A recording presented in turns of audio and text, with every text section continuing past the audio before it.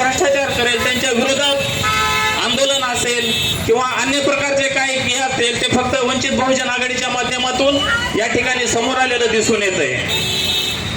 मित्रांनो, आजच्या या महाराष्ट्राचे उपमुख्यमंत्री म्हणजे अजित पवार. या महाराष्ट्रात कुणाचंही सरकार असू द्या, पण अजित पवारचं मुख्यमंत्रीपद आणि अर्थमंत्रीपद फिक्स असतंय. कारण त्यांना फक्त या ठिकाणी भ्रष्टाचार करायचा आहे. या ठिकाणचा या महाराष्ट्रातला जो शेतकरी आहे तो आज उपाशी मरत आहे.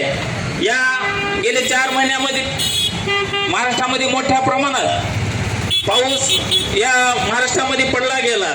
त्या पावसामुळे गोरगरीब शेतकरी असेल व या सर्व शेतकरी यांचं खूप मोठं अतोनात नुकसान या पावसामुळे झालेलं आहे. पण जेव्हा या शेतकऱ्यांना मदत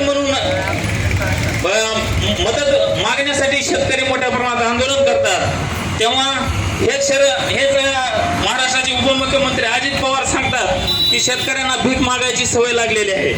ठीक आहे, त्यांचं नुकसान झालंय म्हणून ते भीक मागतात, पण तुमचं काय? तुमच्याकडे गडगंज प्रॉपर्टी आहे, गडगंज प्रॉपर्टी आहे. तुमच्या 7 पिढ्या काय 100 पिढ्या बसून खातील, तरी पण तुम्हाला भीक मागायचं आणि भ्रष्टाचार करायचं तुमची सवय आणखीनही झालेली नाही. तुम्ही तर केलाच. 70 कोटीचा सिंचन घोटाळा तुम्ही केलात, ते पचवला गेला. आज तुमचा मुलगा 1800 करोड एकरची जमीन फक्त 300 करोड मध्ये आज खरेदी करतोय आणि तुम्ही स्वतः सांगता की यामध्ये माझ्या मुलाचा काही हस्तक्षेप नाही. ज्या कंपनीच्या माध्यमातून ही जमीन खरेदी केली त्या कंपनी